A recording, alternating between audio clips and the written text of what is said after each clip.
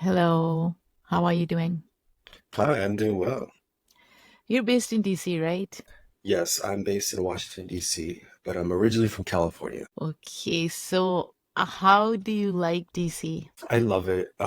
So my family's from El Salvador, Central American country, and D.C. has the largest immigrant group in D.C. are people from El Salvador.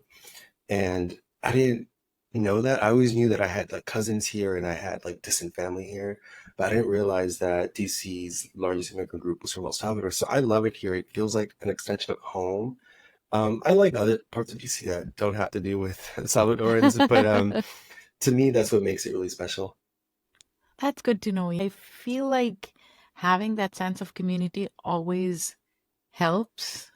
Where I live in New York, at least in the suburbs, I do have that community, but not in the town that I live. And that does make things harder. But I'm glad you found, your community in DC, and you're a journalist, Danielle. I've been listening to your podcast, Omo. It's a brilliant production. And I have questions about production as well. As a Thank you. podcaster, I always have questions about that. Okay. And the content is incredible. But before we delve into that, I just want to go back to your story, right? So you've spoken about your family fled from El Salvador. You were born in the US, but your siblings were born in El Salvador. Your mom left when civil war erupted. Does your family or did your family tell you about their journey to the US and the things they went through as you were growing up? Absolutely. I think that's what set me off on this path. Um, I feel like with parents who fled the war in El Salvador, the war from 1980 to 1992, I feel like you have two sets of parents, people who want to forget because of the Mm, atrocities, and then you have people who don't want to forget and are. So my parents, I feel like they thought that because, especially because I was the American born child, that I was going to assimilate and forget where I came from. So they tried really hard to just remind me of why they were here. And got to me before maybe any school textbook could, and set the story straight. Especially because the war in El Salvador in the United States was a very polarizing topic. There was an anti-war movement, and there was a sanctuary movement alongside it, and there was a lot of support from the right wing, particularly Reagan and Bush, to keep funding the war. So my parents, if anything, they overshared so that I don't forget.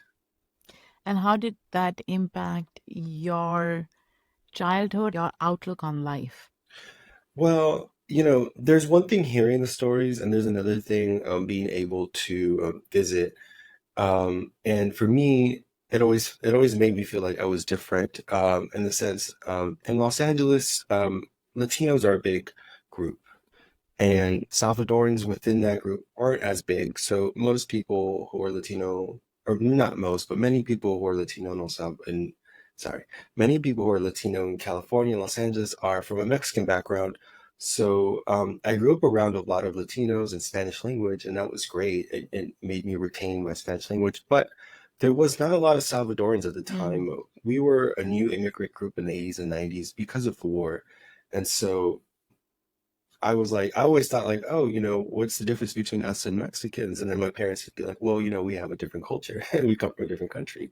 And I was like, okay. But it wasn't until I went to El Salvador as a 4-year old, maybe in 1993, a year after the war ended, was when I really realized El Salvador is a very different place from what I Mm. know. And some of my earliest memories were being able to go to El Salvador. And it was a privilege because, like I said, my siblings fled from El Salvador, they didn't have the migration status, the immigration status to be able to travel at a young age like I did. So that also, and knowing that privilege and recognizing that privilege, all of that shaped my experience and sort of showed me the contrast that the United States is very different from El Salvador. And my young little brain was just trying to process it all. There's so much to deconstruct in what you said. First of all, let's talk about differences between Salvadorian culture and Mexican culture, because I'm pretty sure a lot of our listeners may not even be aware of what those differences are. Yeah, so El Salvador and Mexico, they're not too far apart. There's one country between them, Guatemala, and the whole area, Mesoamerica. It was colonized by the Spanish a few hundred years ago, and so there is shared culture in terms of language, as well as the indigenous people from before in Mexico and El Salvador. There was lots of trade. There was lots of cultural exchange, and the borders were not what they are now. So there's a lot of cultural similarities between Mexico and El Salvador, and sometimes I don't blame people for getting this confused, but then you do get some frustrating sort of essentialization. A lot of people will be like, "Oh, those people over there, they're Mexicans," and I'm like, "No, they're from El Salvador. I can hear their accent." And I try to educate people as best as I can, but sometimes you do get like some egregious things, like especially during the Trump administration, there was a lot of demonization of people coming from Central America, and a lot of stereotypes that I think were pushed on us. And so sometimes the conflation of Salvadorans and Mexicans can come from a place of ignorance and racism, and sometimes it just comes from a place of, well, um, that's a part of the world that not a lot of people learn about. So, I try to be educational and try to let people know. You said stereotypes were pushed on you and others. What were some of the stereotypes that you thought were absolutely ludicrous? Yes, I think the one that got really popular was that all people from Central America, especially El Salvador, are part of MS-13, or they know someone in MS-13, which is the gang that was created in the United States. And then but it was a bunch of refugee children from El Salvador who came to the United States. They got criminalized and got sent back, and they grew the gang. And so I think I've had people tell me like, "Oh, check his back for tattoos," when I say I'm Salvadoran, and I'm like, "Come on."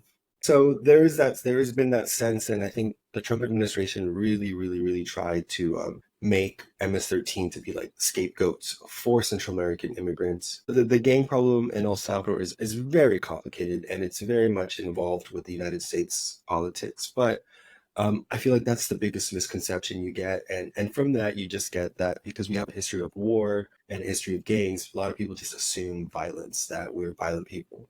Daniel, I do want to expand this conversation a bit. Confluence of it is very complicated, and I'm sure we can't cover it in one episode. But still, can you talk a little bit about gang violence and its association with US foreign policy?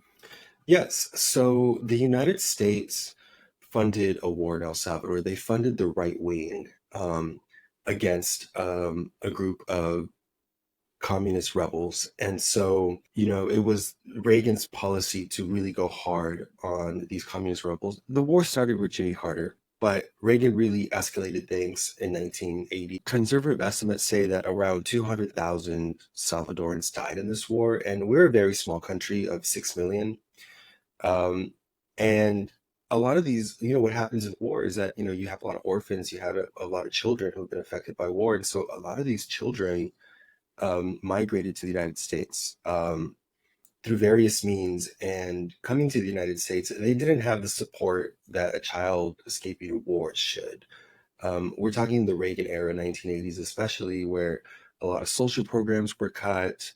There wasn't a whole lot of looking after these children. So with these children, and specifically in Los Angeles, these children started forming gangs to protect themselves. Los Angeles already had a very established gang culture, a very established police culture as well. And so when these kids formed these gangs and got into all kinds of trouble to defend themselves or to survive, they were met with a very cruel justice system, criminal justice system. And so when they got caught up in a lot of the legal troubles. And so what ended up happening is that because they were not US citizens, a lot of them got deported back. And Mm. this happened especially in the 90s when Clinton passed a law called IRIRA, and I call it the immigrant sister to the crime bill. And it basically widened the criteria for deportation. So in the 90s, you see El Salvador receive a giant influx of gang members and deportees among them. El Salvador specifically was not able to, it was still rebuilding from the war. It was from a decade of war. So it was not the society that had an infrastructure to really take these people in as well. To accommodate them, yes. Yes. And so then they proliferated and they grew and they grew and they grew and they grew. They grew in the United States and they grew in Central America. And so then, we had this problem, in the Trump era, like, these people are inherently violent, but there was never any sense of like, well, US policies from war to immigration led to this chaotic thing. It's interesting how US foreign policy has impacted so many people from El Salvador to Pakistan. Hmm. And people who've lived those experiences understand the impact or the harm these policies can cause and have been causing, right? But somehow that information doesn't get transmitted to kids or people living in the United States. So, how do you think people should educate themselves? Reading. I think reading is fundamental. Audio podcasts like these.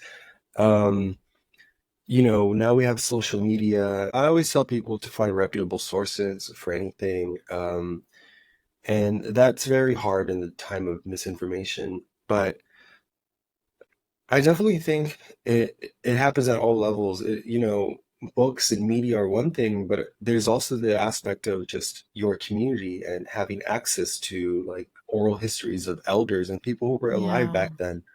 Apart from reading books, that's been the most powerful thing for me. It's because I know this happened because a loved one lived through it and told me about it. And not everyone has that. Not everyone has their community near them because of displacement and immigration, but seeking that out even through the internet sometimes can Yeah. be helpful.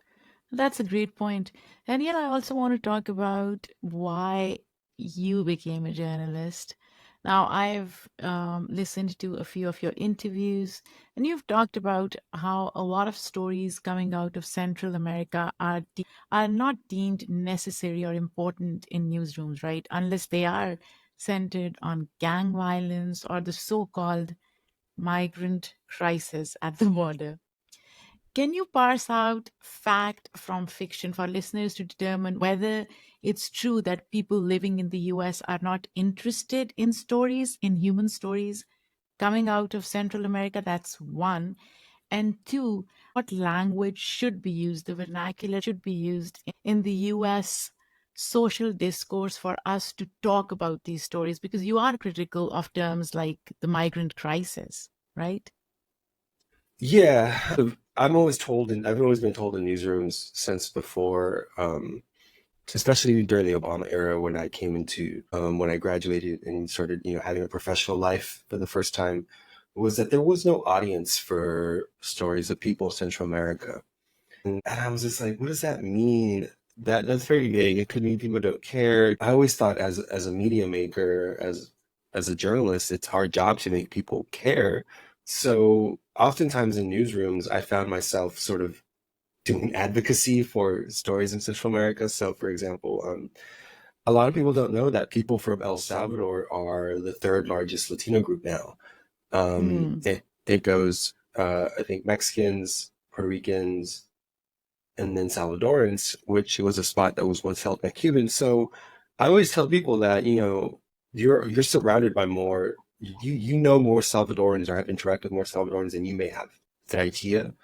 You might think Hmm. they're Mexican or another Latino. And that's part of it. I know that's a big thing in DC where like a lot of people don't know a lot of people come from DC from all over the country and all over the world, and they may just assume that, the Latinos locally are Mexican and whatnot. We talked about that a little bit, but that's just part of it. Coming up with these stats and statistics to justify, but at the end of the day, what happens in Central America affects the United States because that's where a lot of immigrants are coming from. Um, Right. yeah, so our communities are constantly welcoming people from these countries, whether the government likes it or not. And so I think it's important just based on that. There's community people. If you live in the US, you probably have a community member or someone that you interact with that comes from Central America. But even if they didn't, even if we didn't show up here, American tax dollars have funded this. So I always like to ask people who've been in this country for a while, and ask them, it's like, hey, who did your parents vote for during the Reagan era? Or who did your grandparents vote for? Because that's a big reason why I'm here.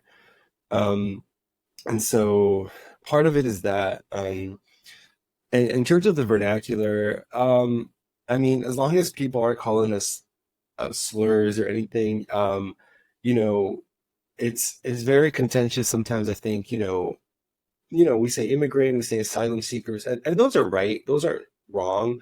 But people from El Salvador never really got a chance to officially call themselves refugees. If you look at the numbers from the 80s, um, like somewhere around like 80 to 90 refugee applications from El Salvador were denied. The vast Hmm. majority of people fleeing the war in El Salvador, especially in the 80s, did not get refugee status. And part of that is because I think if the United States was to grant refugee status and make people think of Central Americans as refugees, it would have to admit some wrongdoing. Very interesting. Yes. Hmm. So, there was some concessions. There have been some concessions made in terms of immigration. So, like, there was the amnesty law that helped certain people in the 80s. They didn't help everybody. And then we've had TPS, temporary protected status, for a while. Hmm. And so there have been some small like wins with immigration, but we've never been able to call ourselves refugees. And I sort of reiterate it as a political point that my parents are refugees, whether they got the status from the United States government or not. They fled war in a country. And that to me makes them refugees. And that's sort of contested, I think, still with us. Daniel, I want to stop you here and talk a little bit about this. So, apart from America admitting wrongdoing, what else would have happened if Salvadorans were granted refugee status? Yeah, I think if Salvadorans were granted refugee status, there might have been a little bit of room to get services, to get help. I think what ended up happening with most people is that they just sort of fit this undocumented category that's Hmm. very widespread, and people just work underground, almost invisible like. So refugee status would have brought some recognition, I think, to people. And that being said, because there was a sort of abandonment, I will say, of refugees from El Salvador by the United States, we had a very strong sanctuary movement in the United States, a very strong movement to house immigrants, to make sure they don't get deported. And sometimes that gets written out of history a little bit, that 1980s had a big sanctuary movement centered around people fleeing the wars in Central America. But as you know, sanctuary movements haven't gone away. They're We still had a big, happening. yeah, yeah. We especially around during the Trump era, there was a big surge in becoming a refugee or a sanctuary city. So um, I think that's also part of the legacy of Central Americans in the United States. That sanctuary movement in the 80s. Daniel, when exploring the issues around Central American migration, what questions did you have specifically that you still need to see answered in the news? And have you been able to answer some of them? Yes. Why? Why are they coming? Why have they been coming here? Why the United States? Why aren't we going to Costa Rica? Why aren't we just settling in Mexico? Um, and I think American society has a problem with the why. I think for a long time, this country doesn't want to talk about its actions in foreign countries. One of the ones that is brought up a lot is Guatemala, 1950s. There was a coup. The coup in Guatemala that was in part sponsored by a U.S. company, United Fruit Company, which ended up becoming Chiquita Banana. Hmm. That set off a whole series of events that led to the war in El Salvador. So so the why is why is the United States meddling in Central America? Why was there a coup in the 50s that led to war 3 decades later? Um, you Did you know, find the answer to that why? well, I think, we can go back to the Monroe Doctrine, where the United States thinks we're its backyards. I think that's a very big why. So the Monroe Doctrine and just generally the U.S. foreign policy has never really cared about us. I think part of the reason is that countries like ours in Central America are seen as that disparaging term banana republics that, which comes from the coup from United Fruit Company, Chiquita Bananas. So, I think we're just seen as places that grow coffee and sugar and bananas, acting like they think a third world country is supposed to be like, oh, our democracy is a farce because XYZ reason. They start being compared to banana republics. And banana Hmm. republics to me connotes Guatemala, Honduras, El Salvador, any of the Latin American countries, really. But so I'm just kind of like, wait a minute. How are you using something like Banana Republic to be disparaging about something happening in the US when the US created those? Right. We didn't happen in a vacuum, and Central Americans didn't happen in a vacuum. I didn't show up here because my parents were very clear that we came here because we had to. We At had least my to. my mother, she was very clear. So it's like she spent like the first 2 years in this country almost regretting her decision because you leave everything back home. It's not like the streets are paved with gold. I'm in this new country. Like those first early years were very hard on my family, and it wasn't an ideal choice to come here. And I think one of those misconceptions is that like we're dying to come here, and it's like we're not dying to come here because America has freedoms and Starbucks and all these shiny things, but it's because home is unlivable. And why is home Yeah, unlivable? Lots of factors. that makes so much sense. But to just play devil's advocate for a minute, Hmm. people may say that, countries don't care for other countries or other people. They care for their strategic interests, right? And what they want to further, whatever those interests are, know, how would you respond to that? Yeah, the United States really does just care about its interests in the region. In a sense, that's why we had the war. Part of the reason El Salvador happened in terms of the war was because Cuba had a revolution. So it was to Nicar- quell communism, right? yes, Nicaragua had a revolution, so that's part of it.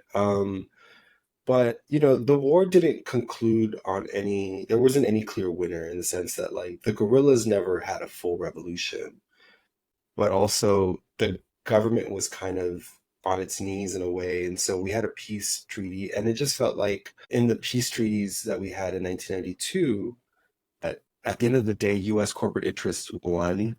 A lot of people say that the end of the war was partially brought on because, it was no longer the Reagan era. There was another approach. The Berlin Wall fell, but also, you know, El Salvador needs to be opened back up for business.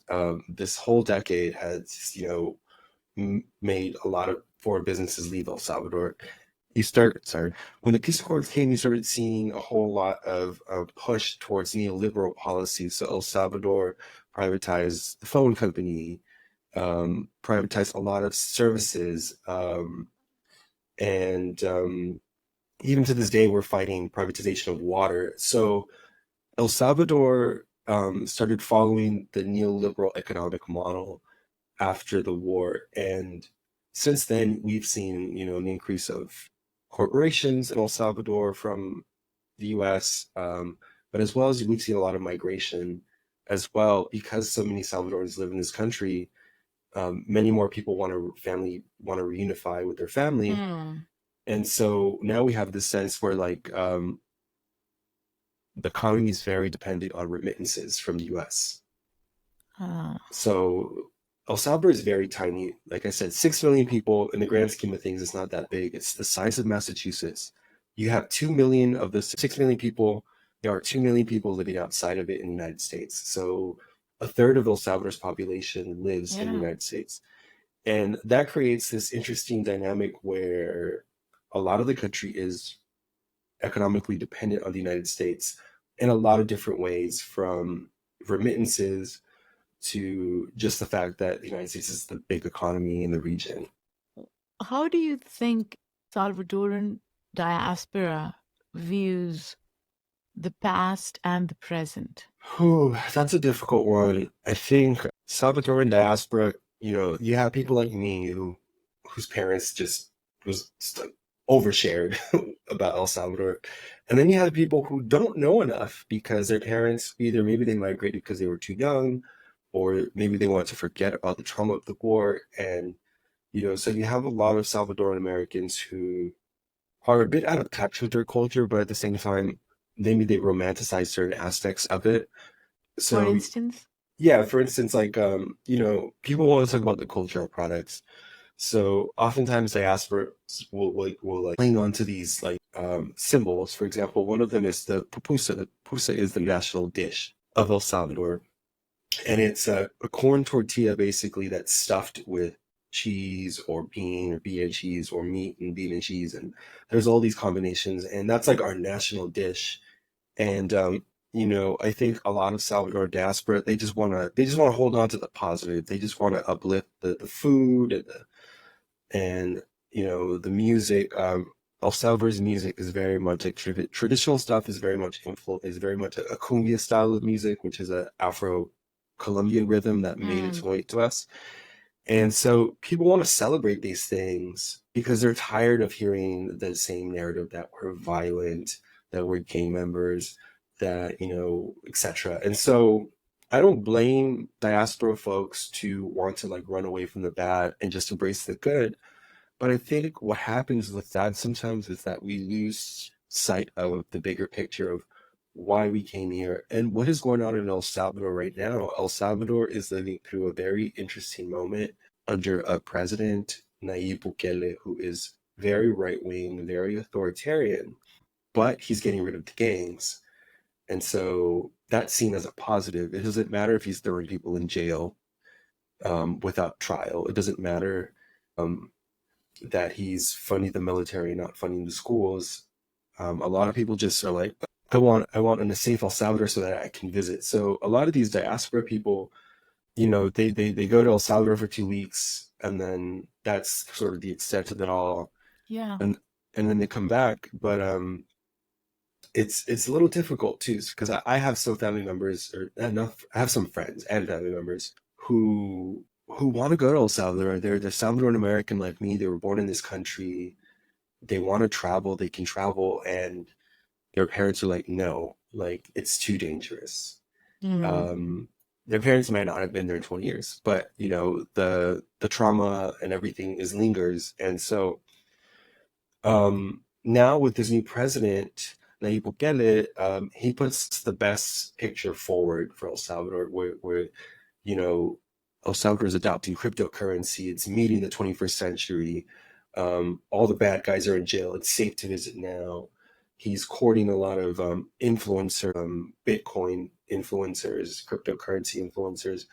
And so to the average Salvadoran, it looks like, wow, people are visiting El Salvador. It's becoming a tourist destination. but are you talking about an average local Salvadorian or No, somebody from diaspora? diaspora. Right. Someone from diaspora.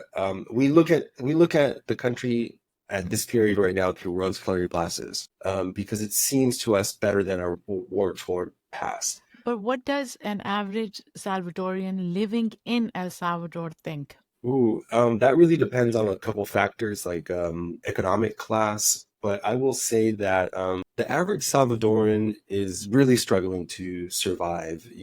We're all living this inflation. We're all living, um, especially in the United States, we're living sort of all these price hikes. And Mm. El Salvador is a dollar economy, like I mentioned earlier, so they're feeling the same things too. Uh, And so, and they make even less money. So, some of the poorest people will make like three to $5 a day. And so people in El Salvador are still struggling to get by. Yes, there's more tourism now. But the tourism sector just benefits a select few. Typically people who own land and resorts and things of that nature. The average Salvadoran is still struggling, and you know, they need healthcare. yeah.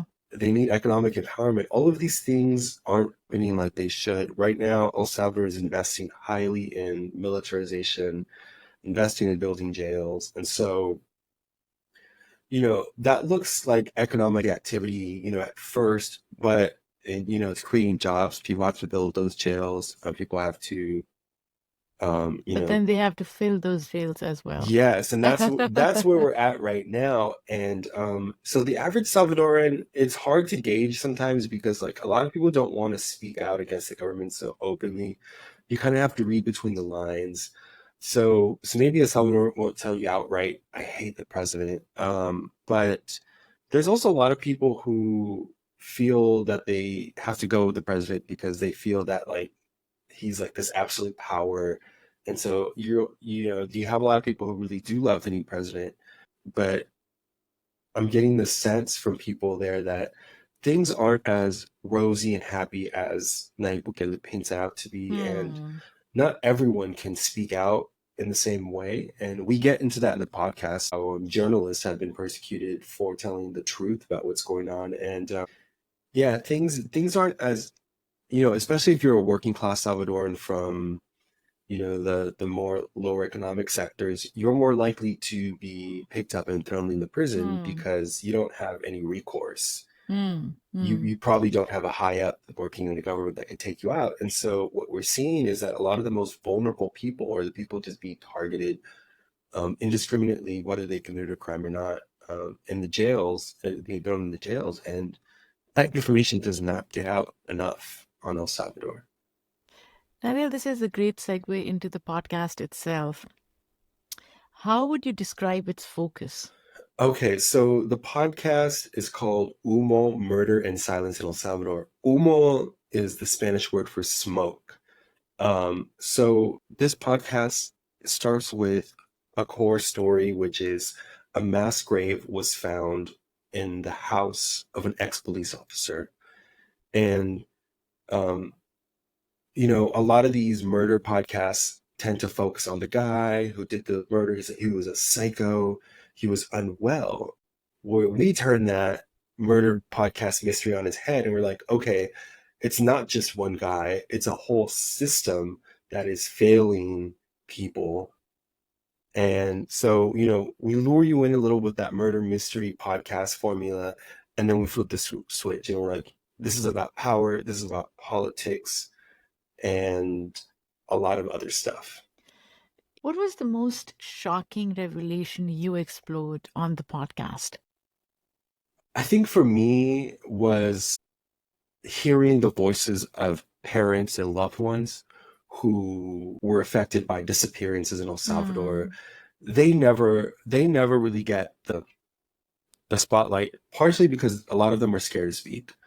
Another reason is that Salvadoran society and the government controlled media are never going to air them out. You're going to spend more time discrediting them. And so Hmm. we're going to hear wild stories about these people. We never hear about their pain. But also, to me, that's what really humanized it. Like, I'm hearing these voices, and this sounds like it could be my uncle. This sounds like it could be my aunt. And that was really hard to listen to because I'm so used to reading the reports, reading the summaries. And so not only was that shocking, but it was also shocking the way they describe being treated by the government, because here we're told that the Nayib Bukele government is for the people. He's lifting up El Salvador. Then why is he discrediting a mother of a disappeared child? Why is he doing these things? And the podcast really good is a really good example of how the government in El Salvador basically plays with the emotions of the loved ones of disappeared people. And I think to me, that's like the most Salvadoran experience sometimes, because so much of our experience is like shaped by colonialism. The whole identity is very much shaped by colonialism. And, we've all been met with these institutional barriers, whether we know or not. And, Hmm.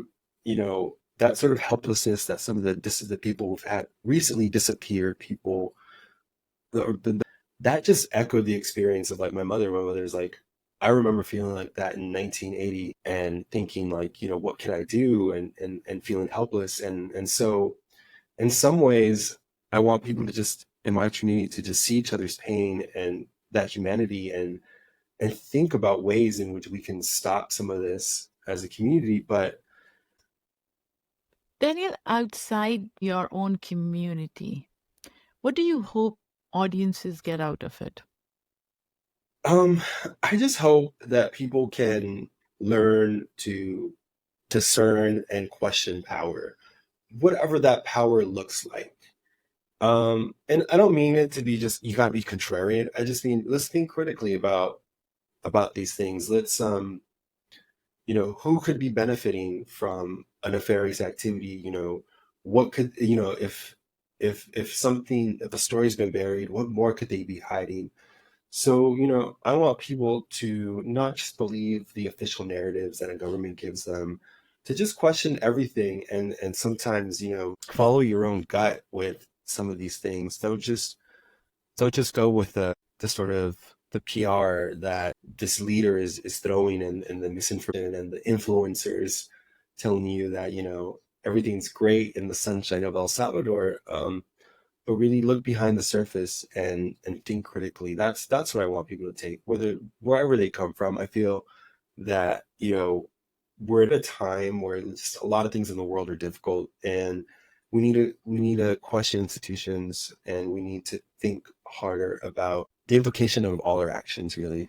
I think a lot of people don't realize how much propaganda they're actually ingesting. Yes. Like, one thing I like to tell people is like, Marvel movies, epic visuals, and this is not a conspiracy theory. You can look it up. Like, a lot of these Marvel movies need sign off from the Pentagon to use that I'm not military equipment. surprised. So it's like, like, enjoy your movie, but think about the implications. Think about the messages that are being, like, kind of put in there. But I have to say this because, so one of my favorite pieces that I've ever made was a story for Al Jazeera called "Why Are There So Many Palestinians in El Salvador?" Hmm. So we have a Palestinian president. The current president is Palestinian, Nayib Bukele. He's our second president of Palestinian descent. Salvadorians have had Palestinians since the Ottoman Empire. A lot of people fled the Ottoman Empire. So to say that, I wanted to acknowledge that and acknowledge this, sort of the current moment we're living in. You're seeing Gen Z really wake up to the propaganda and Yeah. challenge people on human rights and challenge people to be in solidarity with Palestinians. And as gruesome as it all is, it's very, as someone who comes from war, the generation before me, I feel this as well. And the fact that El Salvador has a strong connection with Palestinians, to me, I'm seeing these protests every day, and it's hard not to think about the fact that people are waking up, people are thinking critically, and they're waking up and thinking critically in ways that I thought that Americans might never come to. You're absolutely right, but I hope it sustains. Yes. My worry is that what if Gen Z becomes jaded eventually and it doesn't sustain? Yes, because we've seen that over and Over and over. over again. Yes. Thank you for saying it on our platform. In the end, if you were to define the United States of America in a word or a sentence, how would you do that? After all that we've talked about. I'm gonna say smoke, because it's Oh, like Humo is the yeah. name of the podcast with smoke. I feel like there's a smoke screen in the United States. It's just like, Yeah. everything looks hazy, everything That makes looks, so much sense. but then, when the smoke clears, you see the reality and you're like, oh my God. That's so true. What makes me hopeful is that there are people out there like you who are speaking truth to power, who are unafraid to challenge narratives, who are able to put themselves in difficult situations to show people what true representation, true advocacy is, right? I agree. I think more and more of us, if we want to see this more perfect union, if we want to see this idealized version of the United States that we've been fed, we need to create it. We need to Yeah. change things.